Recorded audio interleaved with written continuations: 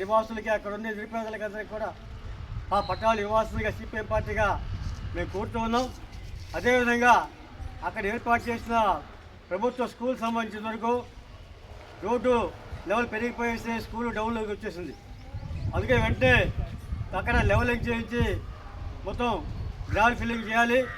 అట్లాగే స్కూల్కి సంబంధించిన కూడా మరమ్మతులు చేయించి శాశ్వతంగా అక్కడ నివాసం ఉండేటువంటి ప్రజలందరికీ కూడా ఉపయోగపడే రీతిలో స్కూల్ని తయారు చేయాలా.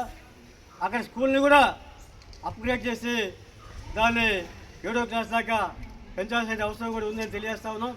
స్థానికంగా ఉండే నిరుపేద ప్రజానీకం మొత్తం కూడా వాళ్ళ బిడ్డలకి చదువు కోసంగా అని ఆ స్కూల్ వినియోగించుకునే విధంగా కూడా చేయాలని చెప్పేసి సిపిఎం పార్టీగా కోరుతున్నాం. అట్లా ఈ ప్రాంతంలోనే సమ్మర్ స్టోరేజ్ ట్యాంక్ ఉంది. సమ్మర్ స్టోరేజ్ ట్యాంక్ ఉన్నా కానీ పరిశుభ్రమైన మంచినీటిని సరఫరా చేసే పరిస్థితి లేకుండా పోయింది.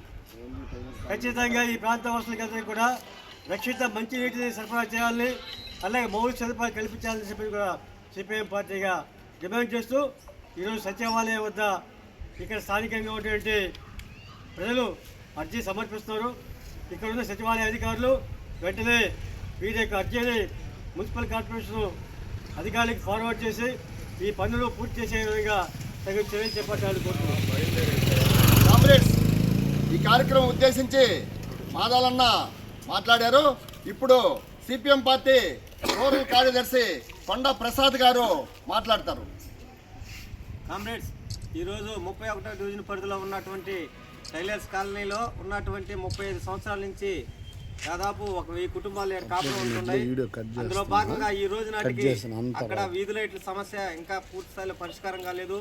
ఈ రోడ్ల సమస్య పరిష్కారం కాలేదు. అలాగే డ్రైనేజ్ సమస్య కూడా పూర్తిగా పరిష్కారం కాలేదు. దాదాపు అక్కడ ఉన్నటువంటి స్కూల్లో రోడ్డు ఎత్తైన దానివల్ల డౌన్ అయిపోయింది. వర్షపు నీళ్లు వస్తే మాకట్లో నీళ్లు నిలబడిపోయే ప్రమాదం అక్కడ ఉంది, కనిపిస్తూ ఉంది.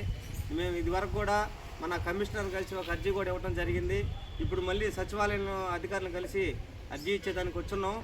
ఆ యొక్క స్కూల్కి సంబంధించినటువంటి మరమ్మతులు కానీ ఆ గ్రావెలింగ్ ఏర్పాటు చేయాలని చెప్పి ఈరోజు సిపిఎం పార్టీగా మేము తెలియజేస్తున్నాం.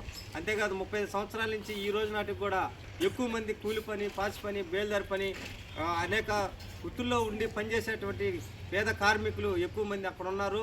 ఈ 35 సంవత్సరాల నుంచి ఇంతవరకు వీళ్ళకి నివాసం ఉన్నటువంటి ఆ ఇంటి స్థలానికి పట్టా ఇవ్వకపోవడం చాలా సిగ్గుసేటుగా మేము భావిస్తూ ఉన్నాం. ఇప్పటికైనా సరే మున్సిపల్ కమిషనర్ కానీ అదేవిధంగా జిల్లా కలెక్టర్ కానీ వెంటనే చొరవ తీసుకుని యుద్ధ ప్రతిపాదికన వాళ్ళకి పట్టాలు వెంటనే మంజూరు చేయాలని చెప్పి ఈ సందర్భంగా మేము తెలియజేస్తున్నాం మిత్రులారా.